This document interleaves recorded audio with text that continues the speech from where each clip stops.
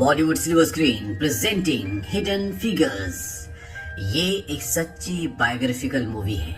ये कहानी शायद आपको आपकी जिंदगी में बहुत कुछ सिखा दे। ये फिल्म सन 2016 की टॉप 10 फिल्मों में से एक फिल्म है जिसे ऑस्कर में बेस्ट पिक्चर के लिए भी नॉमिनेट किया गया था। ये कहानी शुरू होती है सन 1961 से। ये वो वक्त था जब काले और गोरों का भेदभाव अमेरिका में बहुत ज्यादा था। ये वो वक्त था जब वर्ल्ड वॉर 2 को खत्म हुए कई साल बीत चुके थे और अब हर देश धरती से निकलकर दूसरे ग्रहों पर जाना चाहता है। यहाँ पर 3 लड़कियों को दिखाया जाता है। ये तीनों की तीनों अफ्रीकन अमेरिकन लेडी हैं। इनकी गाड़ी सड़क पर खराब हो जाती है और तभी वहाँ पर एक पुलिस की गाड़ी आती है। ये उससे डर जाती है क्योंकि इस वक्त अफ्रीकन्स की जो अमेरिका में रहते हैं उनकी कोई इज्जत नहीं होती। उन्हें बिना किसी गुनाह के भी जेल में डाल दिया जाता था। ये तीनों की तीनों नासा में काम करती हैं और जब पुलिस को ये पता चलता है कि ये सब नासा में काम करती हैं तो वो उनसे सख्ती से बात नहीं करता बल्कि वो उनकी मदद करता है, क्योंकि ये वो वक्त था जब रशिया भी इसी तरह के प्रोजेक्ट्स पर लगा हुआ था और अमेरिका चाहता था कि उनसे पहले वो अंतरिक्ष में यानी कि चांद पर पहुंचे और इसके लिए नासा में बहुत जोरों शोरों से काम चल रहा होता है। और ये तीनों नासा में ह्यूमन कंप्यूटर होते हैं, यानी कि ये नासा के लिए कैलकुलेशन का काम करते हैं, क्योंकि इस वक्त कंप्यूटर मशीन इतनी एडवांस नहीं थी कि उस पर पूरी तरह से विश्वास किया जा सके। इसीलिए नासा अपनी सारी कैलकुलेशन के लिए बाहर से लोगों को हायर करता था। इन तीनों में से एक का नाम कैथरीन जॉनसन होता है जो कि मैथमेटिक्स में बहुत शार्प होती है। दूसरी का नाम मेरी जैक्सन। मेरी एक इंजीनियर बनना चाहती है और तीसरी जो इनकी सुपरवाइजर भी है उसका नाम डोरथी होता है। वही नासा में ये दिखाया जाता है कि नासा का हर एक साइंटिस्ट इस बात पर काम कर रहा है कि कैसे किसी यान को पृथ्वी की कक्षा से बाहर भेजा जा सकता है, यानी कि अंतरिक्ष में भेजा जा सकता है। और नासा की टेंशन और भी तब बढ़ जाती है जब ये काम रूस उनसे पहले कर देता है। दरअसल रूस अपने एक यान को पृथ्वी की कक्षा से बाहर भेजने में कामयाब हो जाता है और उसमें एक आदमी भी होता है, एक एस्ट्रोनॉट भी होता है जिसका नाम होता है यूरी गैगारिन। और ये इस दुनिया का पहला ऐसा इंसान था जो पृथ्वी की कक्षा से बाहर अंतरिक्ष में गया था और ये हुआ था 12 अप्रैल सन 1961 को। और अब अमेरिका भी अपने एस्ट्रोनॉट्स को पृथ्वी की कक्षा से बाहर अंतरिक्ष में भेजना चाहता है। इसके लिए वो कई प्रयास भी करते हैं लेकिन वो सब के सब फेल हो जाते हैं। इनके जो यहाँ पर नासा के डायरेक्टर होते हैं उनका नाम होता है एल हैरिसन और वो चाहते हैं कि रूस से पहले अमेरिका चांद पर जाए, लेकिन इसके लिए इन्हें एक ऐसा यान बनाना होगा जो आराम से पृथ्वी की कक्षा से बाहर जा सके और उसी तरह से बिना किसी दुर्घटना के पृथ्वी पर वापस लैंड कर सके। अब एल हैरिसन को एक ऐसा एम्प्लॉय चाहिए जो एनालिटिक ज्योमेट्री में मास्टर हो और इन्हें ऐसा कोई एम्प्लॉय मिल नहीं रहा था। पिछले 12 महीनों में ये ऐसे 12 लोगों को बदल चुके हैं और अब मजबूरी में कैथरीन को इन्हें इस डिपार्टमेंट में शिफ्ट करना पड़ता है। आज से पहले यहाँ पर सिर्फ गोरों ने काम किए हैं और कैथरीन ऐसी पहली ब्लैक लेडी है जो इस डिपार्टमेंट में काम करने के लिए आई है। जब वो अंदर जाती है उसके हाथ में एक बॉक्स होता है, तभी वहाँ पर काम करने वाला एक आदमी उसके बॉक्स के ऊपर डस्टबिन रख देता है क्योंकि उसे ऐसा लगता है कि ये सफाई करने वाली है। पर जब वो ये बताती है कि वो यहाँ पर काम करने के लिए आई है तो उसे सब के सब बहुत हैरानी से देखते हैं। इससे ये पता चलता है कि उस वक्त कालों और गोरों के बीच में कितना भेदभाव था, लेकिन अब कैथरीन इस डिपार्टमेंट का हिस्सा है। वहीं दूसरी तरफ मैरी को दिखाया जाता है कि अब उसे space capsule heat shield team के साथ काम करना है और इस टीम का काम होता है स्पेस कैप्सूल को सुरक्षित बनाना। स्पेस कैप्सूल उसे कहा जाता है जिसके अंदर एस्ट्रोनॉट बैठकर अंतरिक्ष में जाता है और जब कैप्सूल वापस धरती पर आता है तो धरती के वातावरण से फ्रिक्शन होने से उस कैप्सूल की हीट बहुत ज्यादा बढ़ जाती है और हीट शील्ड का काम होता है उस गर्मी को, उस हीट को कंट्रोल करना। लेकिन कई बार परीक्षण करने के बाद भी, कई बार डिजाइन बनाने के बाद भी वो उसमें कामयाब नहीं हो रहे होते और जब मैरी अपने सीनियर के साथ उस डिजाइन को देखती है तो वो एक बार में बता देती है कि उसमें क्या कमी है। उसका सीनियर बोलता है कि इंजीनियर के दिमाग वाले को इंजीनियर ही होना चाहिए। मैरी बोलती है कि मैं एक निग्रो लड़की हूँ और मैं असंभव की उम्मीद नहीं रखती, क्योंकि यहाँ पर निग्रो लोगों को यानी कि ब्लैक लोगों को इंजीनियरिंग की डिग्री में एडमिशन नहीं दिया जाता। उसका सीनियर बोलता है कि मैं पोलैंड का एक यहूदी हूँ, मेरे माँ बाप को नाजी कैंप में मार दिया गया था और आज मैं यहाँ पर खड़ा होकर एस्ट्रोनॉट्स को सितारों की दुनिया में भेजने की कोशिश कर रहा हूँ। ये भी नामुमकिन से कम नहीं है। वो मैरी से बोलता है कि अगर तुम व्हाइट होती तो क्या तुम इंजीनियर बनना चाहती? वो कहती कि अगर ऐसा होता तो मैं आज इंजीनियर बन चुकी होती। वही डोरोथी जो यहाँ पर सुपरवाइजर का काम संभालती है, दरअसल वो ऑफिशियली सुपरवाइजर नहीं है। पुराने सुपरवाइजर के काम छोड़ने के बाद उसका सारा काम डोरोथी संभालती है, लेकिन उसे सैलरी सुपरवाइजर की नहीं मिलती और जब वो इस बात के लिए मिसेस मिचेल से बात करती है तो वो उसकी बात को ज्यादा सीरियस नहीं लेती। यहाँ पर डोरोथी को ये भी पता चलता है कि नासा में अब IBM कंप्यूटर आ रहा है और अगर एक बार वो एक्टिव हो गया तो उसके बाद यहाँ पर जितने भी लोग कैलकुलेशन करते हैं उन सब की नौकरी चली जाएगी।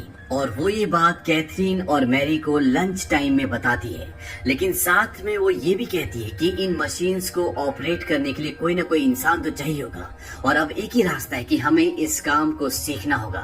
तभी वहाँ पर मिसेस मिचेल आ जाती है और वो मैरी को बोलती है कि जो तुमने इंजीनियर ट्रेनिंग के लिए एप्लीकेशन दी थी उसे हम एक्सेप्ट नहीं कर सकते क्योंकि तुम्हारे पास जरूरी डिग्री नहीं है। मैरी कहती है कि मेरे पास मैथमेटिक्स और फिजिकल साइंस की बैचलर डिग्री है जो अधिकतर इंजीनियर्स के पास होती है। मिसेस मिचेल कहती है कि लेकिन हमें इस पोस्ट के लिए यूनिवर्सिटी ऑफ वर्जीनिया की एडवांस कोर्स की डिग्री भी चाहिए और ये हमारे क्राइटेरिया में है। इसे मैं डिसाइड नहीं करती बल्कि नासा करती है। और ये कहकर वो वहाँ से चली जाती है। और अब अगर मैरी को ये पोस्ट हासिल करनी है तो उसे सारे डॉक्यूमेंट्स पूरे करने होंगे और जो सर्टिफिकेट उसे यूनिवर्सिटी ऑफ वर्जीनिया से मिल सकता है वो यहीं पर पास में एक हैम्पटन हाई स्कूल होता है, वहाँ से भी मिल सकता है, लेकिन वो स्कूल सिर्फ गोरों के लिए होता है। हालांकि ये लॉ ऊपर से नहीं होता, लेकिन इस कानून को कोई भी नहीं मानता कि वहाँ पर ब्लैक लोग भी अपने सर्टिफिकेट, डिग्री या एजुकेशन कर सकते हैं। इसीलिए आज तक हैम्पटन हाई स्कूल में कोई भी ब्लैक इंसान नहीं गया।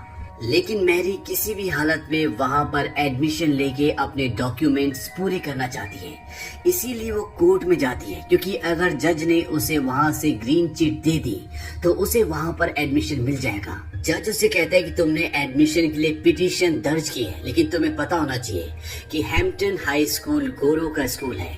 चाहे सुप्रीम कोर्ट कुछ भी कहे, लेकिन वर्जीनिया अभी भी काले और गोरों का रंग भेद करने वाला राज्य है।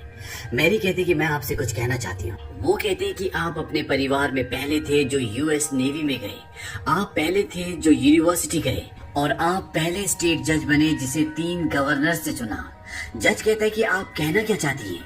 वो कहते हैं कि इस दुनिया में जो भी इंसान पहली बार कोई पहला काम करता है तो उसे ये दुनिया हमेशा याद रखती है, चाहे वो चांद पर जाना हो या कोई और काम हो। वो कहती है कि आज से पहले कोई भी ब्लैक इंसान गोरों के स्कूल में नहीं गया और अगर मैं ऐसा करती हूँ और आप ये फैसला सुनाते हैं तो आपका नाम इतिहास हमेशा याद रखेगा। जज उसकी इस बात से इम्प्रेस हो जाता है और वो कहता है ठीक है, लेकिन तुम सिर्फ नाइट क्लासेस में जा सकती हो।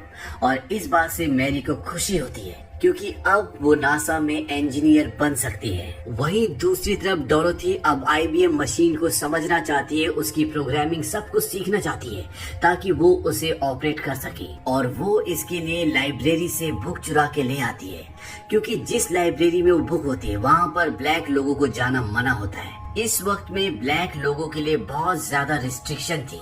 बस में उनके लिए सीट्स अलग होती थी, उनके टॉयलेट्स अलग होते थे, वो हर जगह नहीं जा सकते थे जहाँ पर गोरे जा सकते थे। लेकिन अब डोरोथी के पास वो बुक है जिससे वो IBM मशीन को समझ सकती है और वो उसे पढ़ना शुरू करती है और साथ ही साथ वो जो सीखती है वो अपनी टीम को भी सिखाती है क्योंकि वो जानती है कि एक बार ये मशीन चलना शुरू हो गई तो यहाँ पर किसी भी ऐसे एम्प्लॉय की जरूरत नहीं होगी जो कैलकुलेशन करता है क्योंकि IBM मशीन सब कुछ खुद ही कैलकुलेट कर लेगी। इसीलिए वो अपनी पूरी टीम को जो उसके अंडर काम करती है, जो सारी फीमेल्स ब्लैक हैं और जिनकी जॉब जाने वाली है, वो उन्हें आईबीएम मशीन के बारे में पढ़ाना समझाना शुरू कर देती है। वही कैथरीन हैरिसन जो कि यहाँ का डायरेक्टर है, उसके अंडर जो टीम होती है उसके साथ एनालिटिक ज्योमेट्री का काम करती है। लेकिन वहाँ पर उसके साथ बहुत भेदभाव हो रहा होता है क्योंकि वो अपने ग्रुप में अकेली निग्रो औरत होती है। उसके लिए कॉफी की केटल अलग से लगाई जाती है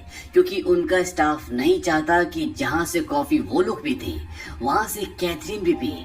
साथ ही साथ कैथरीन को यहाँ से वॉशरूम 800 मीटर दूर जाना पड़ता है क्योंकि यहाँ पर जो वॉशरूम होता है वो सिर्फ गोरे लोगों के लिए होता है। लेकिन कैथरीन अपने काम में बहुत शार्प होती है। हालांकि उसे सारे डॉक्यूमेंट्स नहीं दिए जाते, लेकिन बावजूद इसके वो एक ऐसी कैलकुलेशन बोर्ड पर करती है जिसे देखकर सब हैरान हो जाते हैं। हैरिसन उसे अपने पास बुलाते हैं। वो कहते हैं कि तुमने ये सब कैसे किया। वो कहते हैं कि जो डॉक्यूमेंट्स आपने मुझे दिए उसके आधार पर ये पता चलता है कि आपके आज तक के सारे टेस्ट फेल क्यों हुए। आपका रॉकेट सब कुछ ठीक है लेकिन कैप्सूल के भार को वो अंतरिक्ष तक पहुंचा ही नहीं सकता। हैरिसन बोलता है कि तुमने सब कुछ पता कर लिया इन डॉक्यूमेंट्स के आधार पर जो पूरे भी नहीं है। वो कहते हैं कि इनमें सब कुछ लिखा हुआ है और वो हैरिसन को सब कुछ एक्सप्लेन करती है। हैरिसन को ये भी लगता है कि कहीं ये रूस की जासूस तो नहीं है, लेकिन उसे बताया जाता है कि ये रूसी नहीं है। इसके बाद हैरिसन ऑर्डर देता है कि इससे कोई भी बात नहीं छुपाई जाए, इसको पूरा डेटा बताया जाए। हालांकि उसके साथ के लोग नहीं चाहते, लेकिन हैरिसन किसी भी कीमत पर इस प्रोजेक्ट को पूरा करना चाहता है। लेकिन हैरिसन देखता है कि कैथरीन कई बार उठकर अपने डेस्क से चली जाती है और वो बहुत देर बाद आती है। और जब हैरिसन पूछता है कि तुम बार बार यहाँ से गायब क्यों जाती हो, वो कहती है कि मैं बाथरूम गई थी। हैरिसन बोलता है कि बाथरूम, वो भी 40 मिनट तक, क्या करती हो तुम वहाँ पर। वो कहते हैं कि यहाँ पर मेरे लिए कोई बाथरूम नहीं है। मेरा बाथरूम यहाँ से 800 मीटर दूर यानी कि आधा मील दूर है और वहाँ से आने जाने में मुझे 40 मिनट लग जाते हैं। और यहाँ तक कि हम लोगों को यहाँ से साइकिल ले जाने की भी इजाजत नहीं है। मैं उस पॉट की कॉफी पीती हूँ जिस पर आप हाथ भी नहीं लगाना चाहते। हैरिसन को इन सब बातों के बारे में नहीं पता होता।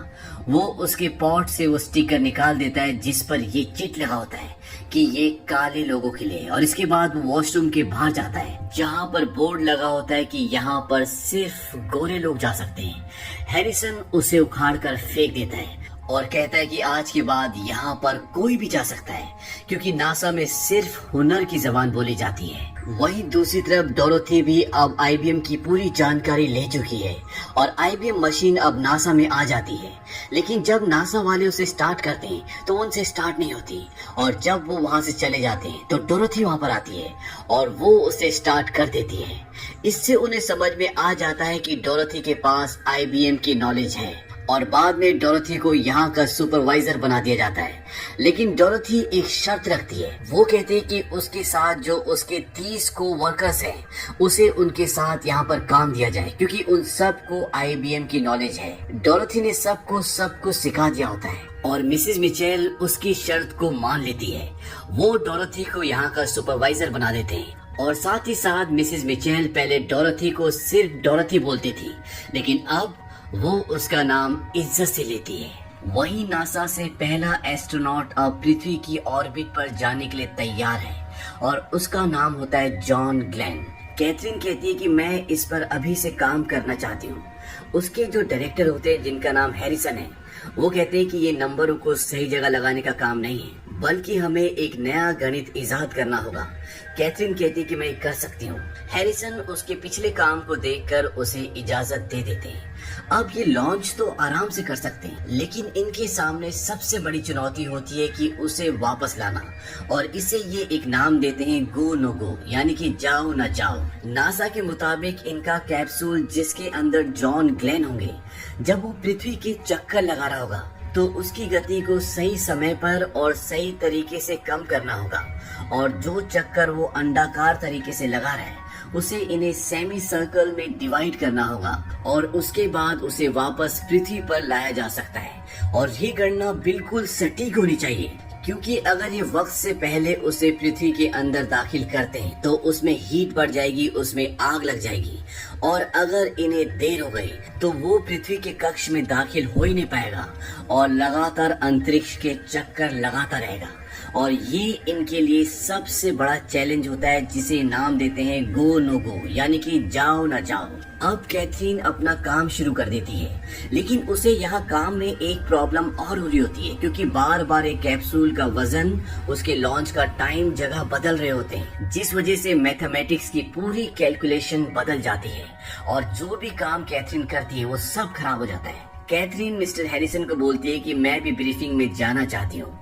हालांकि आज से पहले कोई भी फीमेल इस ब्रीफिंग में नहीं गई, लेकिन मिस्टर हैरिसन उसे अलाउ कर देते हैं और यहाँ पर जॉन ग्लेन भी होते हैं, जो वो एस्ट्रोनॉट होते हैं जो कैप्सूल में बैठकर पृथ्वी के चक्कर लगाने वाले हैं।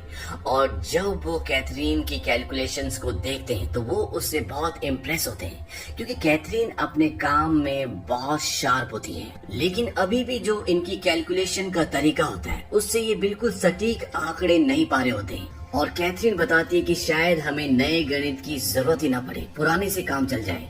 वो बताते हैं कि ऑयलर पद्धति ये एक मैथमेटिक्स का पुराना तरीका है जो बिल्कुल सटीक नंबर, सटीक आंकड़े देता है। और जब कैथरीन उस फॉर्मूले से कैलकुलेशन करती है तो मिस्टर हैरिसन बहुत खुश होते हैं। वो कहते हैं कि मिल गया। वहीं दूसरी तरफ मैरी अब इंजीनियरिंग की क्लासेस के लिए जाने के लिए तैयार है और उसके हस्बैंड, जो पहले उसका बिल्कुल भी साथ नहीं दे रहे थे, जो ये बोलते थे कि ये सब बेवकूफी, ये हो ही नहीं सकता, अब वो भी उसके साथ है। और जब मैरी क्लास में जाती है तो वहाँ पर एक भी लड़की नहीं होती और ना ही कोई ब्लैक होता है, क्योंकि आज से पहले इस जगह पर कोई भी ब्लैक स्टूडेंट नहीं आया। और जब वो अपना एडमिशन फॉर्म अपने टीचर को देती है तो सभी स्टूडेंट्स और टीचर हैरान हो जाते हैं। लेकिन कैथरीन अब इस कोर्स का हिस्सा है और जो सपना उसने कभी देखा था वो सच होने वाला है। अब नासा में IBM मशीन शुरू हो चुकी है, जिसे डोरोथी और उसकी पूरी टीम ऑपरेट करेगी। और इस मशीन के शुरू होने के बाद मिस्टर हैरिसन कैथरीन को बुलाते हैं। वो कहते हैं कि हमारे पास IBM मशीन है और ये एक कंप्यूटर दिमाग है जिसे इंसान का दिमाग मैच नहीं कर सकता, इसीलिए अब हमें इस डिपार्टमेंट में इंसानी कंप्यूटर जो कैलकुलेशन करते हैं उनकी जरूरत नहीं है। हालांकि मिस्टर हैरिसन ऐसा नहीं करना चाहते। वो जानते हैं कि कैथरीन बहुत टैलेंटेड है, लेकिन बहुत सारे फैसले उनके हाथ में नहीं होते।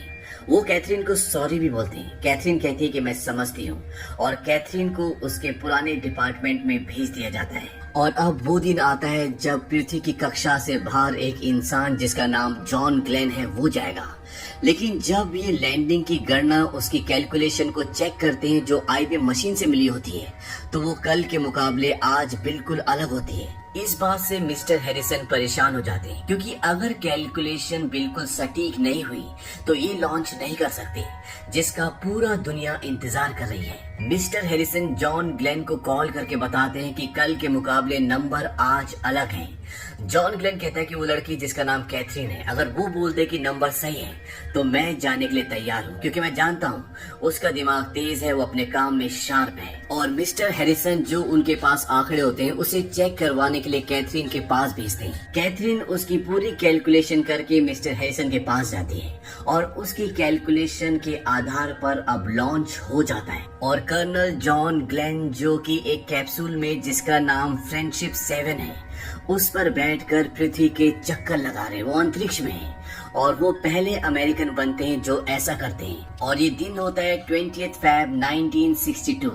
लेकिन जब वो वापस पृथ्वी पर आते हैं तो एक पल ऐसा भी आता है जब उनका कैप्सूल रडार से गायब हो जाता है। नासा के सभी एम्प्लॉयज परेशान हो जाते हैं, लेकिन कुछ ही देर बाद वो दोबारा से रडार में आ जाते हैं और इस तरह से नासा का ये प्रोजेक्ट, ये मिशन पूरा हो जाता है, जिसमें कैथरीन का बहुत बड़ा हाथ होता है। और इसी वजह से कैथरीन को उसकी पोजीशन वापस मिल जाती है, यानी कि वो मिस्टर हैरिसन के साथ उसी डिपार्टमेंट में काम करेगी जहां पर उसने इस पूरे प्रोजेक्ट में काम किया होता है। और साथ ही साथ डोरोथी, जो कि अब एक सुपरवाइजर है, और मैरी, जिसने अब इंजीनियरिंग की डिग्री हासिल कर ली है और वो अब नासा में इंजीनियर है। साथ ही साथ अपोलो 2 मिशन, जो कि चांद पर जाने का मिशन होता है, उसमें भी कैथरीन ने एक बहुत बड़ा योगदान दिया था और सन 2016 में नासा ने कैथरीन जी जॉनसन के नाम से एक कंप्यूटेशनल बिल्डिंग बनाई, जो कि उनके काम को देखते हुए उन्हें सम्मान दिया गया था। और 97 की एज में कैथरीन को the presidential medal of freedom के अवार्ड से सम्मानित किया गया। तो इस तरह से इन 3 फीमेल्स ने उस वक्त, जिस वक्त कालों और गोरों का इतना बड़ा भेदभाव था, इन तीनों ने अपने टैलेंट से न केवल उन सबको काले और गोरे का भेदभाव भूलने पे मजबूर किया, बल्कि उन सबको इन्हें सम्मान भी देना पड़ा। इससे हमें ये पता चलता है कि अगर इंसान के अंदर टैलेंट है तो पूरी दुनिया उसे सलाम करती है। लेकिन किसी भी काम में टैलेंट सिर्फ सोचने से नहीं आता, वो मेहनत करने से आता है, फैसले लेने से आता है, जिंदगी से लड़ने से आता है। और अगर किसी के अंदर टैलेंट है तो ये दुनिया चाहकर भी उसे नकार नहीं सकती, क्योंकि टैलेंट ही एक ऐसी चीज है जो इस दुनिया में अमीर गरीब, ऊंच नीच, पढ़ा लिखा अनपढ़, इन सब को मिटा देती है। तो ये थी कहानी हिडन फिगर्स की। ये फिल्म सन 2016 में रिलीज हुई थी, जिसकी IMDb रेटिंग है 7.8। इस फिल्म का बजट था $25 मिलियन और बॉक्स ऑफिस पर इसने कमाई की थी $236 मिलियन की। उम्मीद करते हैं कि ये कहानी आपको पसंद आई होगी।